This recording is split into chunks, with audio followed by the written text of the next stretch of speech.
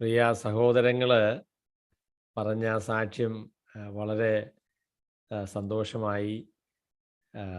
കാരുണ്യവാനായ കർത്താവ് നമ്മെ ഓരോരുത്തരെയും അത്ഭുതകരമായിട്ട് വഴി നടത്തുന്നു എന്നുള്ളതോർത്ത് ദൈവത്തിന് നന്ദിയോടെ സ്തോത്രങ്ങൾ അർപ്പിക്കുന്നു. വളരെ സംഭവബഹുലമായ ഒരു വർഷമാണ് നമ്മളെ വിട്ട് കടന്നുപോയത്. 2019 ശേഷം അങ്ങനെ സാധാരണ രീതിയിലുള്ള ഒരു ജീവിതം നമുക്കാർക്കും സാധിച്ചിട്ടില്ല. ഞങ്ങൾ 2019 ഇവിടെ നിന്ന് അമേരിക്കയിലേക്ക് പോയി. ഞങ്ങളുടെ യാത്രയിൽ അങ്ങോട്ട് വലിയ പ്രയാസങ്ങളൊന്നും ഉണ്ടായിരുന്നില്ല.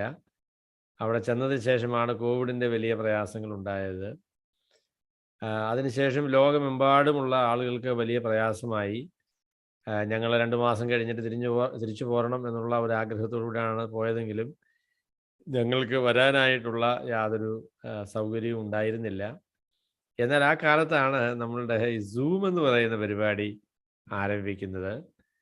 അവിടെ ചില സഹോദരങ്ങൾ എന്നോട് പറഞ്ഞു, അവിടെ എവിടെയാണെങ്കിലും സൂം സാധ്യമാണല്ലോ, അതുകൊണ്ട് ബൈബിൾ പഠിപ്പിക്കാനായിട്ട് മനസ്സ് വെച്ചാൽ ഞങ്ങൾ അതിനുള്ള ക്രമീകരണം ഉണ്ടാക്കാമെന്ന് പറഞ്ഞു. അങ്ങനെ ആദ്യ കാലങ്ങളിൽ ഞങ്ങൾ ജാനുവരി മുതലാണ് അല്ല അല്ലേ നമ്മളോട് പോകുന്നത് ഫെബ്രുവരിയിൽ. അപ്പം മാർച്ചിലാണ് ഞങ്ങളത് ആരംഭിക്കുന്നത്. അപ്പോൾ അന്ന് ഏകദേശം എല്ലാ ദിവസങ്ങളിലും ക്ലാസ്, ഒരു ദിവസമായി ബുധനും വെള്ളിയാഴ്ചയും 2 ക്ലാസ്സുകൾ വീതം എന്നുള്ള നിലയിലാണ് ആദ്യമേ തുടങ്ങിയത്. അതിനുശേഷം പിന്നെ അത് ഒരു ക്ലാസ്സായിട്ട് പരിമിതപ്പെടുത്തി. അപ്പോൾ അങ്ങനെ ദൈവവചനം പഠിപ്പിക്കാനുള്ള ഒരു അവസരം വളരെ അത്ഭുതകരമായിട്ട് ലഭിച്ചു. അവിടെ നമ്മുടെ കളമശ്ശേരി സഭയിലുള്ള വിശ്വാസികൾ മാത്രമല്ല, ലോകത്തിൻ്റെ പല ഭാഗങ്ങളിൽ നിന്നുള്ളതായിരിക്കുന്ന വിശ്വാസികൾ ഈ പഠനത്തിൽ പങ്കുകാരായി തീർന്നു. അങ്ങനെ ആരംഭിച്ച പഠനം, റോമാലേഖന പഠനം 1.5 വർഷം കൊണ്ട് അത് പൂർത്തീകരിക്കാനായിട്ട് കർത്താവ് വളരെ കരുണ ചെയ്തു. അതിനുശേഷം മത്തായി സുവിശേഷം അതിൻ്റെ 19 അധ്യായങ്ങൾ പൂർത്തീകരിക്കാനായിട്ട് നമുക്ക് കർത്താവ് കൃപ തന്നു. ഇപ്പോൾ ഗലാത്യ ലേഖന പഠനത്തിലാണ്. അപ്പം അങ്ങനെ ദൈവവചന പഠനത്തിനായിട്ടുള്ള വളരെ അവസരങ്ങൾ ലഭിച്ചു. അപ്പോൾ അതോർത്ത് ഞാൻ ദൈവത്തിന് നന്ദി പറയുന്നു. അതിന് ദൈവവചന പഠനം പോലെ പ്രാർത്ഥനയ്ക്ക് സമയം ചെലവഴിക്കാനായിട്ട് എനിക്ക് സാധിച്ചിട്ടില്ല. അത് ഈ വർഷത്തെ എൻ്റെ ഒരു ആഗ്രഹമാണ്. ഞങ്ങൾ അമേരിക്കയിലായിരുന്ന സമയത്തും പിന്നെ മടങ്ങി വന്ന സമയത്തും അങ്ങനെ ഒരുപാട് വ്യത്യാസങ്ങൾ ഈ കാലഘട്ടത്തിൽ ഉണ്ടായില്ല. കാരണം ഏത് ലോകത്തിലായിരുന്നാലും സൂം എല്ലാവരെയും സംബന്ധിച്ച് നമ്മളെ ഒരുമിപ്പിക്കുന്നൊരു കാര്യമായതുകൊണ്ട് ഞങ്ങൾ അമേരിക്കയിലായിരുന്ന കാലം ഇവിടെ നിന്ന് മാറി നിന്ന പോലെ ഞങ്ങൾക്ക് തോന്നിയില്ല. ഇവിടെയുള്ള സഹോദരങ്ങളുമായിട്ട് ആ നിലയുള്ളതായിരിക്കുന്ന ബന്ധം കർത്താവ് തന്നു. അതിനായിട്ട് കർത്താവിന് നന്ദി പറയുന്നു. പിന്നെ ഈ വർഷം അതിൻ്റെ ആരംഭം കഴിഞ്ഞ് കുറച്ച് ദിവസങ്ങൾ കഴിഞ്ഞിട്ടാണ് ഈ രാവിലെ ഉള്ള സന്ദേശങ്ങൾ, അത് ഒരു വിധത്തിൽ പറഞ്ഞ ഒരു അബദ്ധത്തിൽ തുടങ്ങിയതാണ്. ഒരു സന്ദേശം ഞാൻ ഞങ്ങളുടെ ഫാമിലിയിൽ, യഥാർത്ഥത്തിൽ സാലിയുടെ ഫാമിലിയിൽ അവർ പ്രാർത്ഥനയ്ക്ക് ഒരു ചെറിയ സന്ദേശം പറയണമെന്ന് പറഞ്ഞു. അപ്പം ഞാൻ ആ സന്ദേശം പറഞ്ഞു കഴിഞ്ഞതിന് ശേഷം എനിക്ക് തോന്നി അത് വലിയ തരക്കേടില്ലാത്തൊരു സന്ദേശമാണല്ലോ. ഞങ്ങളൊരു പാട്ടും പാടി ഒരു സന്ദേശവും പറഞ്ഞു. അപ്പോഴേ ഞാനതെന്നാൽ മറ്റു ചിലർക്കും കൂടെ ഷെയർ ചെയ്യാമെന്ന് പറഞ്ഞപ്പം സാലി എന്നോട് പറഞ്ഞു അത് അത്രത്തോളം നിലവാരമുള്ള പാട്ടല്ല, അപ്പോൾ അതുകൊണ്ട് നിങ്ങൾ ഷെയർ ചെയ്യരുത് എന്ന് എന്നോട് പറഞ്ഞു. എന്നാൽ ഞാൻ ഭാര്യയെ അനുസരിക്കാതെ ഞാനത് ഷെയർ ചെയ്തു. അപ്പോൾ അത് ഷെയർ ചെയ്ത് കഴിഞ്ഞപ്പോൾ പലയിടങ്ങളിൽ നിന്നുള്ള സഹോദരങ്ങൾ എന്നെ വിളിച്ചു, അച്ചായ ഇതൊരു നല്ല പരിപാടിയാണല്ലോ, ഞങ്ങൾക്കത് വളരെ ഇഷ്ടമായി, ഇത് തുടരണം എന്നെന്നോട് പറഞ്ഞു. അങ്ങനെയാണ് ഞാൻ ആ പരിപാടിക്ക് മനസ്സ് വെച്ചത്.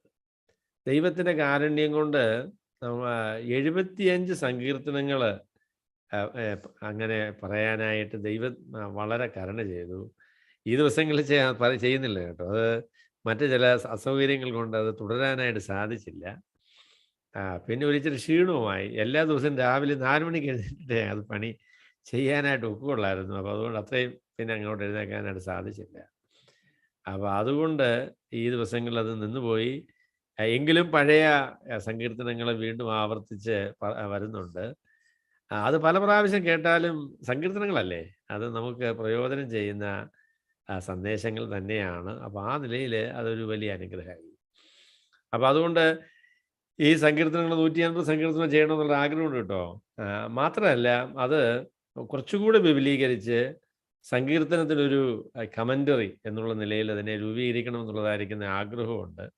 അപ്പം നിങ്ങൾ അതിനു വേണ്ടി പ്രാർത്ഥിക്കണം. പിന്നെ റോമാലേഖനം ഞാൻ അങ്ങനെ പൂർത്തീകരിച്ചല്ലോ, അതും ഒരു കമൻ്ററി ആയിട്ട് അത് എഴുതി പൂർത്തീകരിച്ചാൽ അത് വരും തലമുറകൾക്ക് അത് പ്രയോജനം ചെയ്യും എന്നെനിക്കറിയാം. പുസ്തകമൊന്നും എഴുതി അതുകൊണ്ട് നമുക്ക് ലാഭം ഉണ്ടാക്കാനൊന്നും സാധിക്കില്ല. പുസ്തകം എഴുതിയാൽ അത് ആളുകൾ വാങ്ങിക്കാനും ഒരുപാട് അങ്ങനെ ആളുകളും മനസ്സ് വയ്ക്കില്ല. എങ്കിലും ഞാൻ ഈ ലോകത്തിൽ നിന്ന് പോയതിന് ശേഷം വരുന്ന തലമുറകൾക്ക് പോലും അത് പ്രയോജനമാകുമെന്നുള്ളത് കൊണ്ട് മലയാളത്തിൽ അങ്ങനെ ഒരു നല്ല കമൻ്ററി ഒന്നും ഇല്ല. അപ്പോൾ അത് എഴുതണം എന്നുള്ളൊരാഗ്രഹത്തിലാണ്. അപ്പം നിങ്ങൾ അതിന് വേണ്ടി എനിക്ക് വേണ്ടി പ്രാർത്ഥിക്കണം. അപ്പോൾ അങ്ങനെയാണെങ്കിൽ റോമാലേഖനം, 1 കൊരിന്ത്യർ, 2 കൊരിന്ത്യർ, ഗലാത്യർ ഇത്രയുമെങ്കിലും പിന്നെ പത്രോസിൻ്റെ 1-ാം ലേഖനമുണ്ട്. അപ്പോൾ അത്രയുമെങ്കിലും എഴുതിയാൽ എൻ്റെ ജീവിതം ഒരു ധന്യമായി എന്ന് ഞാൻ അതിനെക്കുറിച്ച് പറയും. അപ്പോൾ സങ്കീർത്തനങ്ങളും എഴുതണം. അപ്പോൾ അങ്ങനെ ഒരു ആഗ്രഹം ഞാൻ നിങ്ങളുടെ മുൻപിൽ വയ്ക്കുന്നു. നിങ്ങൾ എനിക്ക് വേണ്ടി പ്രാർത്ഥിക്കണം. പുതിയ വർഷത്തിൽ അങ്ങനെ ഒരു അച്ചടക്കം ഉണ്ടെങ്കിലേ അത് സാധിക്കുകയുള്ളൂ. പല കാര്യങ്ങളിടയിൽ എഴുതുക എന്ന് പറയുന്നത് ബുദ്ധിമുട്ടാണ്. എന്നാൽ ദൈവകൃപയിൽ ആശ്രയിച്ച് അതിനുവേണ്ടി മനസ്സ് വെച്ചാൽ കർത്താവ് അതിന് സഹായിക്കും എന്നെനിക്കറിയാം. അപ്പം അതുകൊണ്ട് നിങ്ങൾ എനിക്ക് വേണ്ടി ആ വിഷയത്തിൽ പ്രാർത്ഥിക്കണം എന്ന് ഞാൻ അപേക്ഷിക്കുന്നു. അപ്പം അങ്ങനെ കഴിഞ്ഞ കാലങ്ങളിൽ ദൈവം ഞങ്ങൾക്ക് വളരെ നന്മ ചെയ്തു. വളരെ അതിൽ എനിക്ക് സന്തോഷമുണ്ട്. നിങ്ങൾ എല്ലാവരും പറഞ്ഞതുപോലെ എനിക്കും ഭാര്യയ്ക്കും കോവിഡ് വന്നില്ല എന്ന് പറയുന്നത് ഒരു വലിയ അനുഗ്രഹമാണ്. ഞങ്ങൾ ഈ നാളുകളൊക്കെ ഒരുപാട് യാത്ര ചെയ്യുകയൊക്കെ ചെയ്തു. പലയിടങ്ങളിൽ പോവുകയും മോളുകളിലും പിന്നെ കല്യാണത്തിനും കല്യാണ പ്രസംഗങ്ങൾക്കും ഒക്കെ പോയി. അപ്പം അങ്ങനെ ഒരുപാട് മനുഷ്യരുമായുള്ള സമ്പർക്കത്തിൽ വന്നു. എന്നാൽ ദൈവം ഞങ്ങളോട് കരുണ ചെയ്തു. ഞങ്ങൾക്ക് കോവിഡിൻ്റെ പ്രയാസം ഉണ്ടായില്ല എന്നതിൽ ഞങ്ങൾ പ്രത്യേകമായിട്ട് ദൈവത്തിന് നന്ദി പറയുന്നു. പിന്നെ നിങ്ങളെല്ലാവരും ഞങ്ങളോട് വളരെ സ്നേഹമായി കഴിഞ്ഞ വർഷം ഇടപെട്ടു. അതിൽ എനിക്ക് വളരെ നന്ദിയുണ്ട്. നമ്മൾ സഭയായി ഐക്യതയോടെ നിൽക്കുന്നു എന്നതിൽ ഞാൻ ദൈവത്തിന് വളരെ നന്ദി പറയുന്നു. തുറന്നും ഈ ഐക്യതയല്ല, ഇതിനെ കവിയുന്ന ഐക്യതയും സ്നേഹവും നമുക്കൊരുമിച്ച് നമുക്ക് ആ നിലയിൽ തുടരുവാൻ, അതിൽ വളരുവാനായിട്ട് ദൈവം നമ്മളെ സഹായിക്കട്ടെ. ഏതെങ്കിലും നിലകളിൽ എൻ്റെ ഭാഗത്തു നിന്ന് നിങ്ങൾക്ക് പ്രയാസം ഉണ്ടായിട്ടുണ്ട് എങ്കിൽ നിങ്ങൾ എന്നോട് ക്ഷമിക്കണം. പുതിയ വർഷത്തിൽ ദൈവകൃപയിൽ ആശ്രയിച്ച് മെച്ചമായിട്ട് ഇടപെടാനായിട്ട് ഞാൻ ശ്രമിക്കാം. 2 കാര്യത്തിൽ ദൈവവചന പ്രകാരം എനിക്ക് ഒരു ബോധ്യമുണ്ട്. 2 കാര്യത്തിൽ എനിക്ക് ദൈവവചന പ്രകാരം ബോധ്യമുണ്ട്. തുല്യമായ രീതിയിൽ എല്ലായ്പ്പോഴും നിലനിർത്താനായിട്ട് സാധിച്ചു എന്ന് ഞാൻ പറയുന്നില്ല. ഒന്നാമത്തെ ബോധ്യം എന്ന് പറയുന്നത്, രക്ഷിക്കപ്പെട്ടതായിരിക്കുന്ന ആളുകൾ പാപത്തെ വെറുത്ത് ജീവിക്കണം എന്നുള്ളതായിരിക്കുന്ന കാര്യമാണ്. രക്ഷിക്കപ്പെട്ടതായിരിക്കുന്ന ആളുകൾ പാപത്തെ വെറുത്ത് ജീവിക്കണം. അവർ പാപത്തിന് ഇടം നൽകുന്ന ഏതെങ്കിലും പരിപാടികളിൽ ഇടപെടുന്നുവെങ്കിൽ അതിന് നേരെ വളരെ കർശനമായ ഒരു നിലപാട് തന്നെ നമുക്ക് വേണം എന്നതാണ് അതിൻ്റെ ആദ്യത്തെ ഭാഗം. പാപത്തെ ലാഘവമായി വിചാരിക്കുന്ന രീതി ദൈവത്തിനില്ല. ദൈവ മക്കൾക്കും അത് യോഗ്യമല്ല. നമ്മൾ ഏതെങ്കിലും നിലയിൽ പാപത്തെ ലാഘവമായി വിചാരിക്കുകയോ അതിനോടുള്ള വെറുപ്പും അതിന് നേരെയുള്ള നമ്മളുടെ ക്രോധവും കുറച്ചു കളയുകയോ ചെയ്താൽ അത് നമ്മളുടെ നിലവാരത്തിന് വലിയ തകർച്ചയുണ്ടാക്കും. അതുകൊണ്ട് നമ്മൾ സർവ ശക്തിയും ഉപയോഗിച്ച് ദൈവത്തിൻ്റെ കൃപയിൽ ആശ്രയിച്ച് പാപത്തിന് നേരെ അതിശക്തമായ ഒരു നിലപാട് നമുക്ക് ആവശ്യമാണ്. അപ്പോൾ ആ വിഷയത്തിൽ ഒരു അയവും നമ്മൾ ആരും വരുത്തരുത് എന്നത് തന്നെയാണ് എനിക്ക് ആദ്യമേ നിങ്ങളോട് പറയാനായിട്ടുള്ളത്. രണ്ടാമത് പറയാനായിട്ടുള്ളത്, മനുഷ്യരെല്ലാവരും പാപികളാണ്. അത് രക്ഷിക്കപ്പെട്ടതായിരിക്കുന്ന പാപികളാണ് നമ്മൾ. അപ്പോൾ അതുകൊണ്ട് നമ്മുടെ ജീവിതത്തിൽ പാപങ്ങൾ വരും എന്നുള്ള കാര്യമാണ്. പാപങ്ങൾ വരും. അപ്പോൾ അതുകൊണ്ട് പാപമോചനവും പാപക്ഷമയും പാപം ചെയ്ത ആളുകളോടുള്ള കാരുണ്യവും ആവശ്യമാണ്. അപ്പോൾ ആ കാര്യമാണ് രണ്ടാമത്തെ ഭാഗമാണ് പറയാൻ ഞാൻ ആഗ്രഹിക്കുന്നത്. പാപം ചെയ്ത ആളുകളെ ഒഴിവാക്കുക. മാനസാന്തരപ്പെടാൻ മനസ്സില്ലെങ്കിൽ അവരെ ഒഴിവാക്കണം, അത് വേറെ കാര്യം. എന്നാൽ അവർക്ക് മാനസാന്തരത്തിനൊരു അവസരം കൊടുക്കുക, മാനസാന്തരപ്പെടാനായിട്ട് അവരെ നമ്മളാലാവോളം ഉത്സാഹിപ്പിക്കുക. അവർ മാനസാന്തരപ്പെടുകയാണ് എങ്കിൽ അവരെ സ്വീകരിക്കുക എന്ന മറ്റേ വശം. അപ്പോൾ ഇത് രണ്ടും എല്ലാം ഇപ്പോഴും ഒരുമിച്ച് അങ്ങനെ തുല്യ നീതി നൽകി പലപ്പോഴും അത് നിലനിർത്താനായിട്ട് പ്രയാസമാണ്. എന്നാൽ അത് നമ്മൾ നിലനിർത്തണം.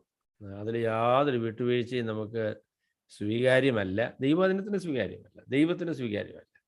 ഏത് പാപിയോടും കരുണ കാണിക്കുന്ന ദൈവമാണ്. അപ്പോൾ അതുകൊണ്ട് പാപികളോട് കരുണ കാണിക്കാനുള്ളതായിരിക്കുന്ന ആവശ്യം നമുക്കുണ്ട്. എന്നാൽ പാപികളായിരിക്കുന്ന ആളുകൾ പാപത്തെ വിട്ട്, പാപത്തെ ഉപേക്ഷിച്ച്, അതിനെക്കുറിച്ച് അനുതപിച്ച് സത്യസന്ധമായി മാനസാന്തരപ്പെട്ട് ദൈവസന്നിധിയിൽ വരാനായിട്ടുള്ള ബാധ്യത അങ്ങനെയുള്ള ആളുകൾക്കുണ്ട്. നമുക്കെല്ലാവർക്കും ഉണ്ട്. കാര്യം ചോദിച്ചാൽ നമ്മളെല്ലാവരും ഒരർത്ഥത്തിൽ പാപം ചെയ്യുന്ന ആളുകളാണ്. അപ്പം അതുകൊണ്ട് അതിനോട് വളരെ കർശനമായ ഒരു നിലപാട് നമുക്ക് വേണം. അതുപോലെ തന്നെ പാപം ചെയ്യുന്ന ആളുകളോട് കരുണ കാണിക്കാനുള്ള ആവശ്യവുമുണ്ട് എന്ന് ഞാൻ നിങ്ങളോട് പറയട്ടെ. അപ്പോൾ ആ വിഷയത്തിൽ നമ്മുടെ ഭാഗത്ത് നിന്ന് വന്നതായിരിക്കുന്ന ഏതെങ്കിലും വീഴ്ചകളുണ്ട് എങ്കിൽ അതിനെക്കുറിച്ച് ചർച്ച ചെയ്യുന്നതിനും പരിഹരിക്കുന്നതിനും ഒക്കെ അതിനുള്ളതായിരിക്കുന്ന മനസ്സ് ഒരു പ്രാവശ്യം കൂടെ ഞാൻ പരസ്യമായിട്ട് പ്രകടിപ്പിക്കുകയാണ്. എന്നാൽ ദൈവവചനത്തിൻ്റെ പ്രമാണങ്ങളെ ഒരു നിലയിലും, യാതൊരു നിലയിലും നമുക്ക് അതിനെ മയപ്പെടുത്താനായിട്ട് പാടില്ല. അതിൻ്റെ നിലവാരവും നിലയും നമ്മൾ നിലനിർത്തണം. നമ്മളുടെ പാപങ്ങളെ നമ്മൾ വെറുക്കണം, അതിനെ ഉപേക്ഷിക്കണം, ദൈവകൃപയിൽ ആശ്രയിച്ച് സുവിശേഷത്തിനനുസൃതമായ രീതിയിൽ ജീവിക്കണം. അപ്പം ഞാൻ ഇന്ന് നിങ്ങളോട് പറയാനായിട്ട് ഇനി ഒരുപാട് കാര്യങ്ങൾ പറയാനായിട്ട് എനിക്ക് സമയമില്ല എന്നറിയാം. എങ്കിലും ഒരു കാര്യം കൂടെ മാത്രമേ ഞാൻ പറയാനായിട്ട് ആഗ്രഹിക്കുന്നുള്ളൂ. ഞാൻ പറഞ്ഞ കാര്യത്തെ വിശദീകരിക്കുന്ന ഒരു വേദഭാഗമാണ് ഞാനിന്ന് വായിച്ച് അതിൽ നിന്ന് നിങ്ങളോട് പറയണം എന്നാണ് ഞാൻ വിചാരിച്ചത്. എന്നാൽ അത് വായിക്കാതെ തന്നെയാണ് ഞാൻ നിങ്ങളോടത് പറഞ്ഞത്. അപ്പം ഞാൻ ആ വാക്യം ഒന്ന് വായിക്കാം. വായിച്ചതിന് ശേഷം ഒരു ഒന്നോ രണ്ടോ പ്രസ്താവനകൾ പറഞ്ഞ് ഞാൻ അവസാനിപ്പിക്കാം. അത് തീത്തോസിന് അപ്പോസ്തലനായ പൗലോസ് എഴുതിയ ലേഖനം, അതിൻ്റെ 3-ാമത്തെ അധ്യായത്തിൻ്റെ 11, 12, 13 വാക്യങ്ങളാണ്. അപ്പോൾ ഞാൻ എല്ലാം ഒന്നും വിശദീകരിക്കാനായിട്ട് ശ്രമിക്കുകയില്ല. അപ്പം ഇങ്ങനെയാണ് ആ വാക്യങ്ങൾ പറയുന്നത്. സകല മനുഷ്യർക്കും രക്ഷാകരമായ ദൈവകൃപ ഉദിച്ചുവല്ലോ. നാം ഭാഗ്യകരമായ പ്രത്യാശയ്ക്കായിട്ടും മഹാദൈവവും നമ്മുടെ രക്ഷിതാവുമായ യേശുക്രിസ്തുവിൻ്റെ തേജസ്സിൻ്റെ പ്രത്യക്ഷതയ്ക്കായിട്ടും കാത്തുകൊണ്ട് ഭക്തികേടും പ്രപഞ്ചമോഹങ്ങളും വർജിച്ചിട്ട് ഈ ലോകത്തിൽ സുബോധത്തോടും നീതിയോടും ദൈവഭക്തിയോടും കൂടെ ജീവിച്ചു പോരേണ്ടതിന് അത് നമ്മെ ശിക്ഷിച്ച് വളർത്തുന്നു എന്നതാണ് ആ വാക്യം. അവിടെ നിങ്ങൾ ഈ വാക്യം ഗ്രീക്കിൽ വായിച്ചാലും അത് ഇംഗ്ലീഷ് പരിഭാഷയിൽ വായിച്ചാലും നിങ്ങൾക്ക് ബോധ്യമാകും 11, 12, 13 വാക്യങ്ങൾ മലയാളത്തിൽ ഉള്ള ആ ക്രമം ശരിയല്ല. 11-ാമത്തെ വാക്യം കഴിഞ്ഞതിന് ശേഷം യഥാർത്ഥത്തിൽ 13-ാമത്തെ വാക്യമാണ്, പിന്നെയാണ് 12-ാമത്തെ വാക്യം. അങ്ങനെയാണ് അതിൻ്റെ മൂലഗ്രന്ഥത്തിൽ നമ്മളത് കാണുന്നത്. എന്നാൽ പരിഭാഷയുടെ സൗകര്യത്തിനായിട്ട് അവർ അത് ആ നിലയിലാക്കിയെന്നുള്ളൂ. അപ്പം ഞാനതിൻ്റെ ആ ഘടനയൊന്ന് പറഞ്ഞ് ഞാൻ അവസാനിപ്പിക്കാം. അവിടെ അപ്പോസ്തലനായ പൗലോസ് പറയുന്നത് സകല മനുഷ്യർക്കും രക്ഷാകരമായിരിക്കുന്ന ദൈവത്തിൻ്റെ കൃപ ഉദിച്ചുവല്ലോ. ദൈവത്തിൻ്റെ കൃപ, രക്ഷാകരമായ നമ്മെ രക്ഷിക്കുന്ന ദൈവത്തിൻ്റെ കൃപ വെളിപ്പെട്ടിരിക്കുന്നു എന്നതാണ് നമ്മളുടെ ഏറ്റവും വലിയ ആനന്ദം. അപ്പം ഞാനതിനെക്കുറിച്ച് പറയാൻ ആഗ്രഹിക്കുന്ന പ്രസ്താവന, നമ്മുടെ ജീവിതത്തിൻ്റെ ഏറ്റവും വലിയ ആനന്ദമായി, നമ്മളുടെ ജീവിതത്തിൻ്റെ കേന്ദ്രമായി സുവിശേഷത്തെ എല്ലായ്പ്പോഴും നമ്മൾ നിലനിർത്തണം എന്നുള്ള കാര്യമാണ് ഞാൻ ആദ്യമേ പറയാൻ ആഗ്രഹിക്കുന്നത്. നമ്മൾക്ക് രക്ഷാകരമായി, രക്ഷാകാരണമായി നമ്മുടെ രക്ഷ അത് സാധ്യമാക്കിക്കൊണ്ട് ദൈവത്തിൻ്റെ കൃപ നമ്മളുടെ ജീവിതങ്ങളിൽ വെളിപ്പെട്ടിരിക്കുന്നു എന്നതാണ് അപ്പോസ്തലനായ പൗലോസ് പറയുന്നത്. എൻ്റെ പൊന്നു സഹോദരങ്ങളെ, നമ്മുടെ ജീവിതത്തിലെ ഏറ്റവും വലിയ ആനന്ദം അതാണ്.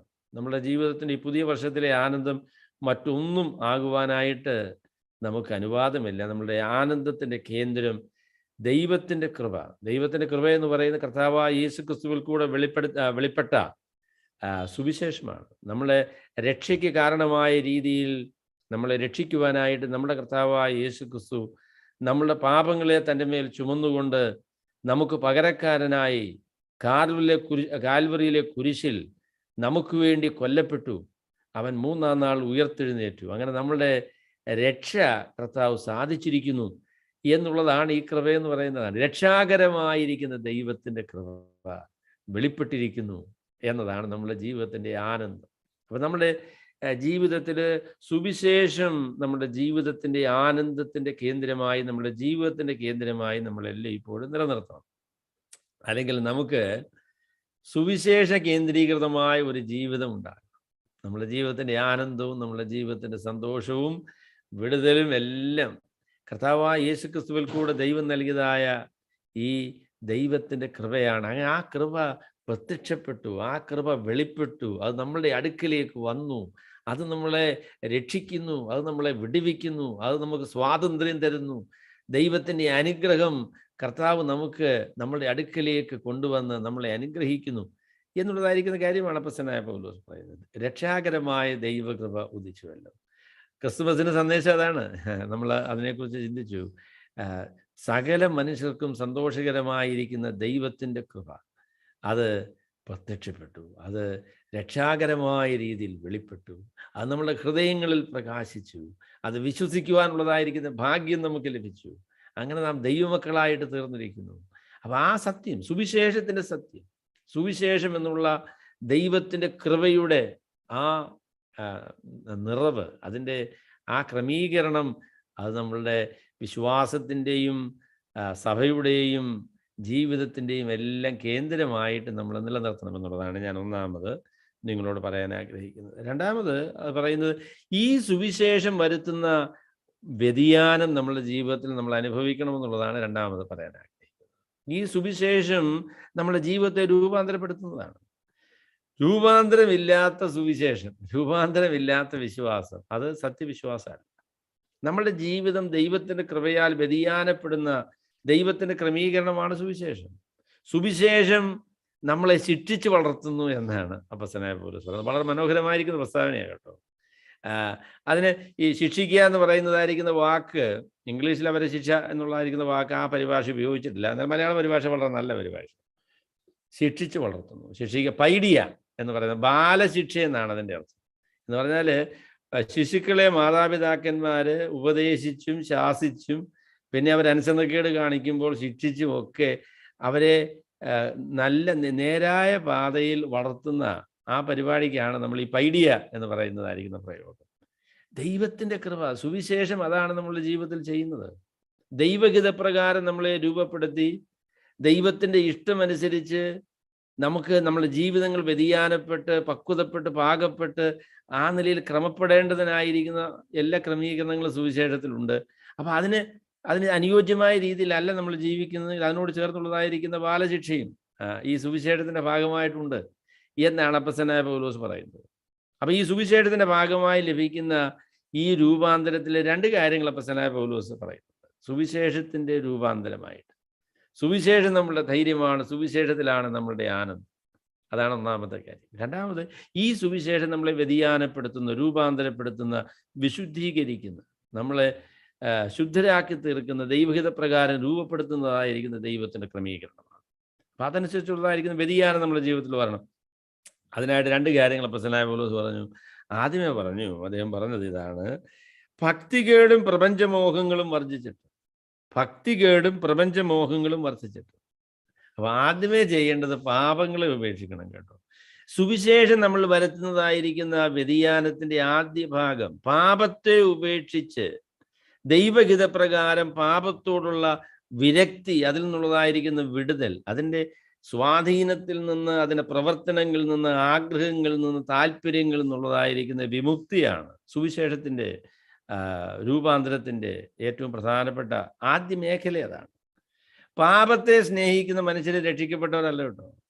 പാപം ചെയ്തു പോകും. എന്നാൽ പാപത്തെ സ്നേഹിച്ച് അതിൽ തുടർന്ന് പാപം ചെയ്യാനുള്ള വഴികൾ അന്വേഷിച്ച് പാപത്തിൽ ജീവിക്കാനായിട്ടൊരു മനുഷ്യൻ തീരുമാനിക്കുന്നുവെങ്കിൽ അവൻ സുവിശേഷം സ്വീകരിച്ചയാളല്ല, അവൻ വിശ്വാസിയല്ല, അവൻ അവിശ്വാസിയാണ്, അവൻ ദുഷ്ടനാണ്.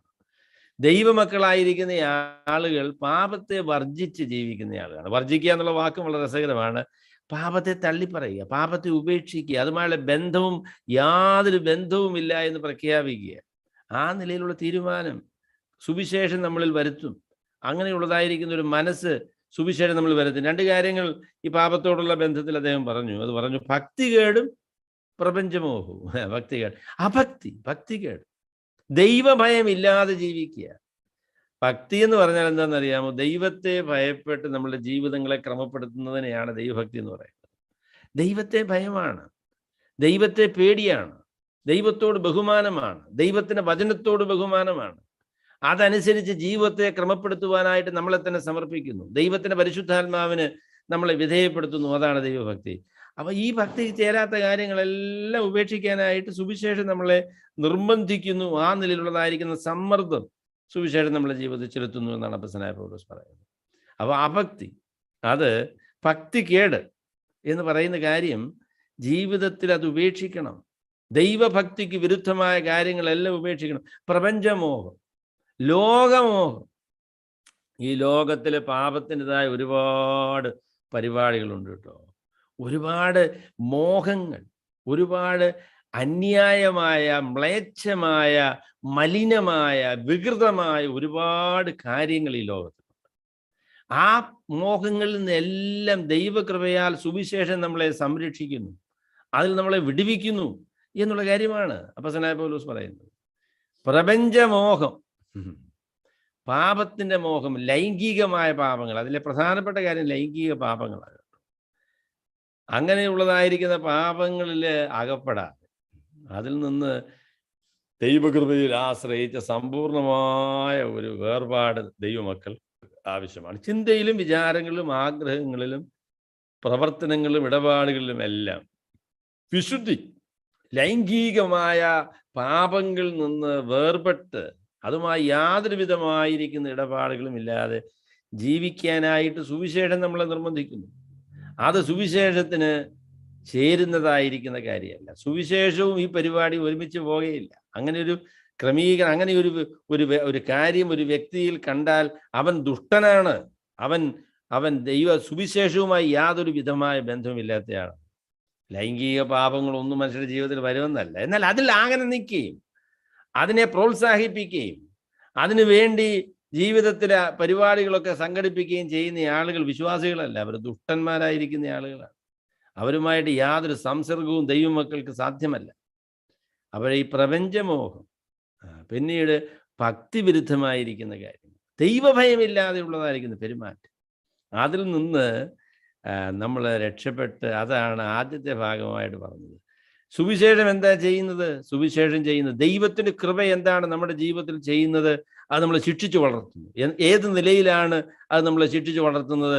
പാപവുമായുള്ള ബന്ധത്തിൽ, അതിൻ്റെ പ്രവർത്തനങ്ങളിൽ നിന്ന്, താല്പര്യങ്ങളിൽ നിന്ന്, ആഗ്രഹങ്ങളിൽ നിന്ന്, അതിൻ്റെ ഇടപാടുകളിൽ നിന്ന് സുവിശേഷം നമ്മെ രക്ഷിക്കുന്നു. സുവിശേഷം നമ്മെ വേർപെടുത്തുന്നു. അതുമായിട്ട് പ്രപഞ്ചമോഹങ്ങളോട് അരുതെന്ന് പറയുവാൻ ദൈവത്തിൻ്റെ കൃപയാൽ സുവിശേഷം നമ്മളെ പ്രാപ്തിപ്പെടുത്തുന്നു എന്നുള്ള കാര്യമാണ് ആദ്യമായിട്ട് അപ്പോസ്തലനായ പൗലോസ് പറയുന്നത്. രണ്ടാമത് അദ്ദേഹം പറഞ്ഞ കാര്യം കൂടെ പറഞ്ഞ് ഞാൻ അവസാനിപ്പിക്കും. അദ്ദേഹം പറഞ്ഞു, രണ്ടാമത് പാപത്തെ വെറുക്കുന്നു എന്ന് മാത്രമല്ല കേട്ടോ, പാപരഹിതമായ രീതിയിൽ പാപത്തിൻ്റെതായിരിക്കുന്ന വഴികളിൽ നമ്മൾ അകപ്പെടുന്നില്ല എന്ന് മാത്രമല്ല, പിന്നെയോ ഈ ലോകത്തിൽ സുബോധത്തോടും നീതിയോടും ദൈവഭക്തിയോടും കൂടെ ജീവിച്ചു പോലെയാണ്. അപ്പോൾ രണ്ട് ഭാഗമാണ് വിശുദ്ധ ജീവിതത്തിനുള്ളത്. പാപത്തിൻ്റെ സ്വാധീനത്തിൽ നിന്ന്, പ്രവർത്തനത്തിൽ നിന്ന്, ആഗ്രഹങ്ങളിൽ നിന്ന്, താല്പര്യങ്ങളിൽ നിന്ന്, ചിന്തകളിൽ നിന്ന് രക്ഷപ്പെടുക. അതാണ് ആദ്യത്തെ ഭാഗം. രണ്ടാമത്തെ ഭാഗം ദൈവം ആഗ്രഹിക്കുന്നത് പോലെ ദൈവഹിതപ്രകാരം വിശുദ്ധ ജീവിതം നയിക്കുക. നീതിയോടും സുബോധത്തോടും നീതിയോടും ദൈവഭക്തിയോടും കൂടെ. എന്നെ പൊന്നു സഹോദരങ്ങളെ, സുവിശേഷം നമ്മളെ രൂപാന്തരപ്പെടുത്തുന്ന ദൈവത്തിൻ്റെ പരിപാടിയാണ്.